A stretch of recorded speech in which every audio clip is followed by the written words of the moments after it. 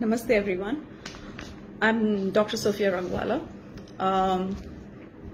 Before I go ahead and share with you what I want to tell you today in this video, I would like to give a short introduction about myself and a brief history about my life. Okay, so I'm from a Shia Bohri Muslim background. I was born and brought up, I was born in India, and I was about 2 years old when my mother took me to Kuwait, and I did all my primary education in Kuwait. So I was given intense Islamic study education, and I was taught how to pray, I was taught the Quran, so I was brought up in a typical conventional Muslim manner, okay? However, I had a lot of questions in my mind, and I couldn't relate to the way of Islamic teaching. I'm not against it, but they didn't make sense to me because a lot of my questions were not answered through Islamic manner, and so I started losing faith. Okay, going forward, I came to India to pursue my medical education because I believed in science so much more, and I wasn't sure about the existence of God. I was agnostic, I was atheist, I kept fluctuating. So I stopped caring about God and His ways because I used to be very angry at God for a lot of injustice that I would see in the world, and there was Islam doesn't believe in the law of karma. So I did not have my answers, you know. Okay, so I did my medical education from Manipal, ranked as one of the best colleges in India, and then I did my master's in dermatology, again from Manipal Group in Bangalore. So I'm a very scientific person. I'm an allopathy doctor, and I was very successful in my practice. I had a very high-end laser skin clinic. I was doing very well. And then something changed. In 2015, I was going through a lot of stress, so I started doing meditation. And as I started doing meditation, in the very beginning itself, I would meditate for half an hour, 1 hour, and it was getting deeper. And after that, in that same year in 2015, I did an intense hypnotherapy course. My subconscious mind opened up. I had glimpses of past lives now. Whether they're really past lives or what it was back then, I did not judge. I just left it, and I thought, okay, jo hai, so hai, it's okay. Then I started getting some messages in my meditation, and I was stunned. I questioned it because I was always very skeptical because of my logical mind, and I didn't start meditation for seeking God or for some spiritual reason. It was purely just to calm down my mind. But then spiritual things began to happen. So I got one day a very profound message, and I was stunned, and I asked the universe, I'm like, okay, if you really exist, who is speaking to me, you know, in my head, then show me something tangible, which I cannot refuse.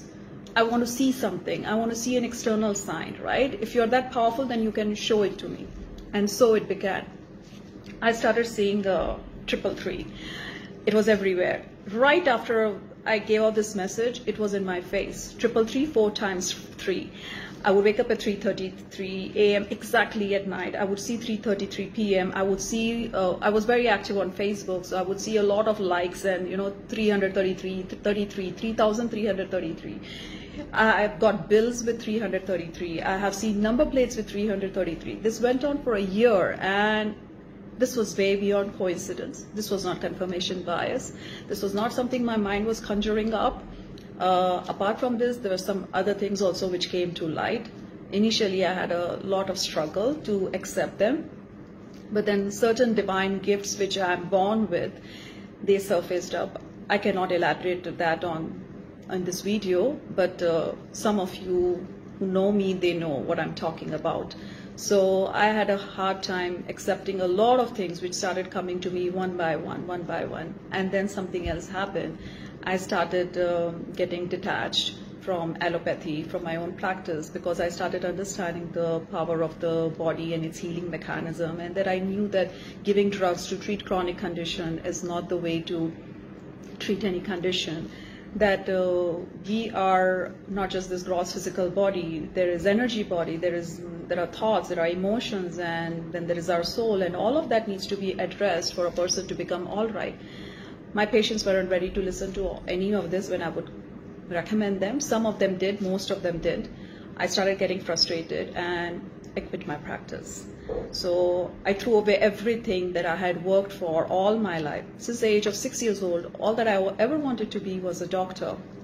And when I was at the pinnacle of my success, at the age of 38, I started losing interest, and just when I was there, you know, I didn't want it anymore, and I started letting go of it.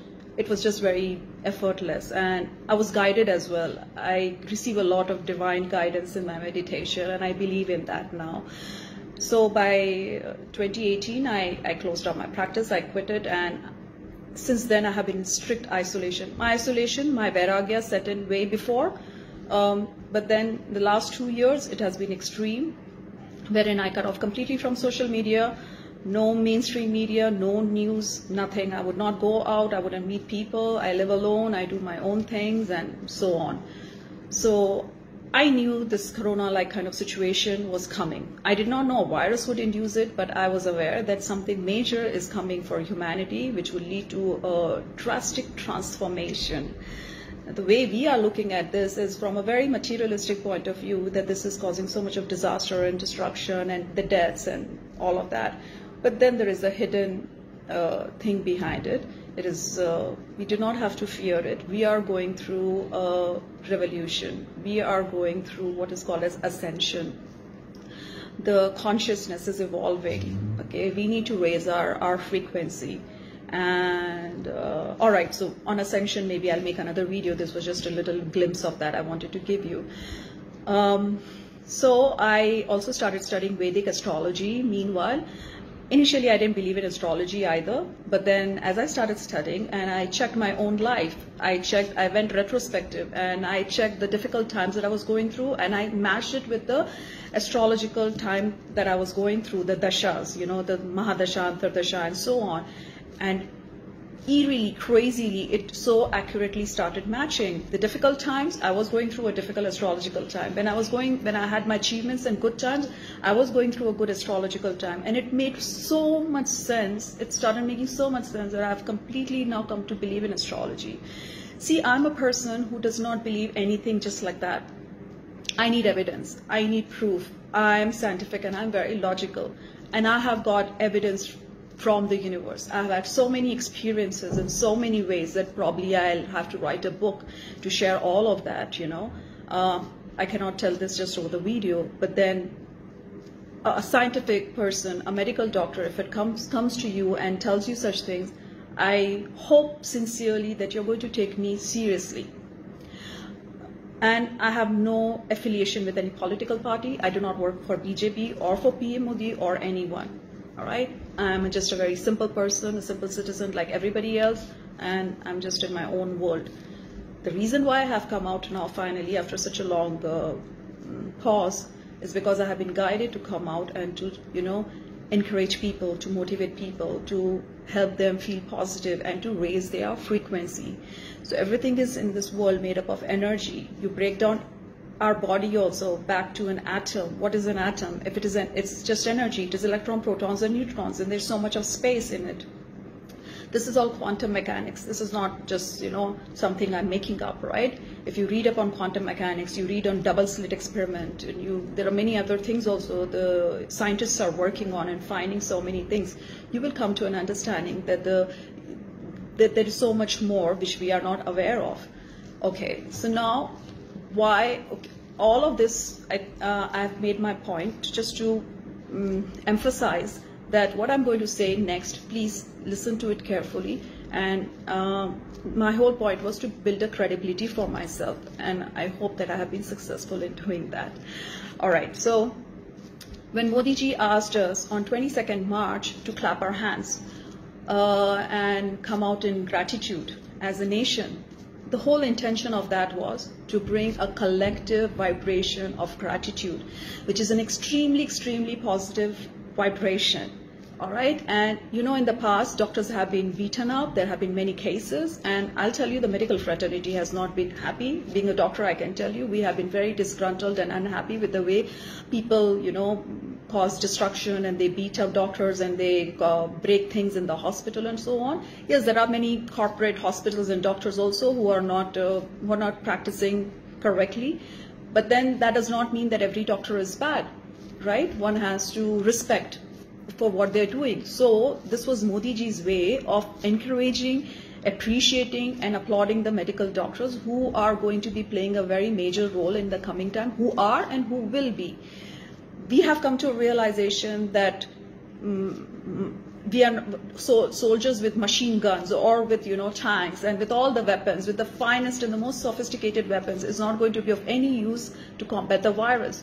We have to now defeat this virus through our humanity by coming collectively forward. You see what is nature doing to us? You see what this tiny invisible virus doing to us? Yes, it has kept us all physically distant, but energetically it is bringing us together. It is bringing us in oneness. The entire world is now fighting against one virus in unity, which we totally lacked before. All this while we have always fought against each other. We have always done backstabbing or bad mouthing and whatnot, right? We and our neighbors and all. But see, today all of us are compelled, forced to come together and fight against this virus. So spiritually, this virus is actually bringing in unity, and it is helping humanity to come together in oneness. So that day on 22nd March, the whole idea was to bring in a collective high vibration of gratitude, which is extremely powerful. Really very powerful. You can do your own Google search and check for it. Gratitude is one thing which can bring in miracles. Okay. Now, I'm not saying that the virus will suddenly disappear. No, it will do what it has to do. It will run its course. But by doing this, we are individually elevating our own vibrational frequency. And when you bow down to God in prayer, don't you say, thank you, God, for everything that you have blessed me with? You do that, right? So similarly, this was a gesture of gratitude, and this was the logic behind this. The logic which most people miss, and they only see with the physical activity that is being performed. Okay, so that was then. Now, why 5th April, Modi ji is asking us to come out and light the diya exactly for 9 minutes and at 9 p.m.? There's a spiritual reason behind this. Many of you will ridicule, again, astrology, but then let me tell you, astrology is for real. I am someone, a medical doctor, very scientific, very logical, from a Muslim background, telling you that astrology is for real, Vedic astrology is for real. I hope that you will take me seriously.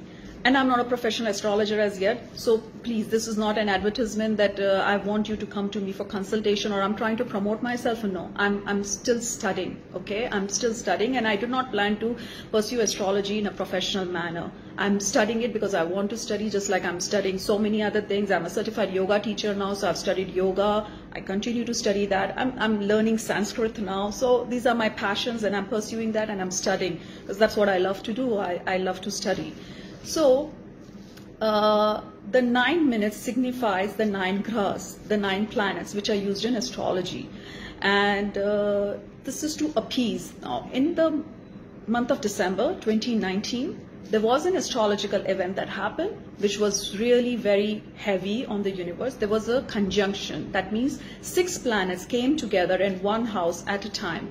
And while we were, I wondered, what is this going to bring? And while we were all like oblivious going on in our daily lives over here, well, a massive virus had, massive destruction had already was happening in China because of the outbreak of this virus. We were unaware of it. That's a different story, but then it had begun.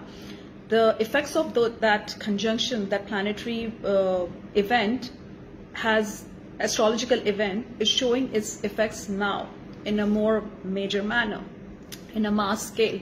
And even as I speak, the astrological combination even now is not good, because we have Shani, we have Mangal, and we have Brihaspati together in the Makar Rashi, and Rahu and Ketu are not in favorable nakshatras either. There is also one more planet which is called as Pluto, which Vedic astrology doesn't take into consideration, but Pluto is also part of this conjunction. This conjunction is a deadly conjunction. Conjunction means when more than two planets or more than 2 planets, when they come together in close proximity, they can lead to very disastrous effects. So this is what is happening. So now probably the aim of this practice is to appease the planets, to do what is called as Graha Shanti. So this is one thing. Spiritually, it is going to again raise your vibration as you light diya, as you light the, the light dispels darkness, right? We do that on Diwali. And in our prayers also, we do that. We always ask God that dispel the darkness from my heart, from my being, and illuminate my mind, illuminate my soul, illuminate my being, So this is a gesture. Also, this gesture is also about unity, that together we are united. And when we light this diya, this is going to dispel the darkness which is casted upon us by this virus. But astrologically, this is the significance. So the 9, why the 9? So that we can appease all the 9 grahas. 9 is also a number indicating of completion. It is end, because in the single digits, 9 is the last digit. After that, we come on to double digits. And as per numerology also, this is correct. There is also something else that is happening on the 4th. Now, if you see numerologically, 4, and 2020, it's 4, and when you add to 2020, it is 4. So this is like 444, okay? So energy portal is opening up above, us, and there is going to be a massive cosmic energy waves which are going to be transmitted to Earth for the elevation of humanity, for the elevation of collective consciousness. This phenomena will continue even on the 5th of April. I don't know if Modi ji is aware of this or whether he has been made aware of this or not, but I am aware of it. There are many people world over who are spiritually inclined into meditation. They are also aware of it. Compared to the world's population, the number of these people is really very, very small. But we are aware, and we have been looking forward to this date of 4th April and 5th April. So you will not feel anything different in your daily routine life. You will not feel, because you are not connected with these things, because you are so physically connected with your own existence. If you're spiritually connected, then you will understand what I'm talking about, and you're going to feel it. If you sit in meditation, you will actually feel this strong vibrations, If you're not into meditation, if you're not into spiritual practices, then you're not going to feel it. But there is going to be a subtle transformation that will happen world over.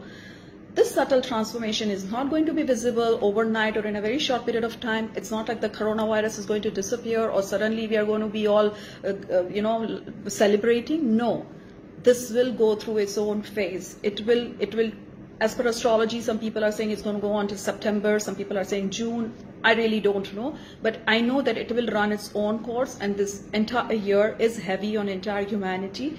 The virus, the economic implications, and so on. 2021 onwards, we will have a breather and things will get better. So during this whole period, there will be a lot of transformation that each one of us will go at an individual level. Old way of being will just break apart. There is going to be massive reforms in terms of our work structure, in terms of many, many things, relationships, our thought processes, we are being forced to introspect right now. We are being forced to stay back in our own homes, and to realize what we have been doing to Mother Nature, what we have done to animals, and many other things, right? So you know what you're going through this isolation period. You are being forced now to look within, to introspect, or just to sit by yourself and to question something that you haven't done for so long. But now the situation is forcing you to do it. So you are going through an inner transformation, whether you realize it or not, irrespective. Now, depending upon individual soul evolution and individual awareness, a person will go through the transformation. I have gone through this transformation already. I know what it is. It is not easy. It is difficult. But then the soul has to evolve, and at the end of the day, that is all that we are here for. Contrary to what we think otherwise, that we come here only just to take birth, we take our education, we get married, we work, we make money, we have our achievements and all that glories, and then, so on, and then we die. question yourself, does it make sense? What is the point of this, right? Coming and going. If you're a Hindu and you believe in reincarnation, then what is the point of coming with multiple lifetimes again and again and again? Again, the idea is not just to live this mundane life. The idea is spiritual evolution. It is about soul evolution. And only when your soul evolves, when your soul grows and learns its lessons, you keep progressing. Otherwise, you're just going to be stuck in this cycle of life and death forever, and you will never come out of it. Right? So we are at a time now that we are being forced and compelled to evolve, to break out of our limitations of our mind and ego, and to grow and evolve. This is a transformative phase, and this is not pretty. It is difficult. It will break you. It will make you go through so much. But stay strong. Stay strong. Know that this is for your highest good, irrespective of what's breaking down around you, the suffering and whatever. Understand that from a higher perspective, this is good for all of us. This is good for you individually. Stay strong. Please do not indulge in negative talks. Do not indulge in fighting with anyone. And pray, meditate, donate whoever, wherever you can, help whoever you can, and stay in a positive vibration, stay in hope, stay in gratitude, stay in oneness, and know that we will get through this as one humanity. This is not anymore about borders. This is not about political, geographical borders, race, religion. This is not about that. This is about just one humanity against the virus. The virus, if you look at it, it is not our enemy really, though it appears like our enemy, but it is our friend because it is helping us evolve. So with this, I will take leave, and I really hope and pray to each one of you that please stop mocking PM Modi and stop asking questions for which you do not have an understanding, you do not have answers, and please do come out on the 5th of April and let us show our unity to the universe and light the lamp, the candle, or in whichever way express your light, and be there, be present. Pray to whichever God you pray. Pray for all of humanity. Pray for your well-being, the well-being of your loved ones, the well-being of your enemies also, and for everyone.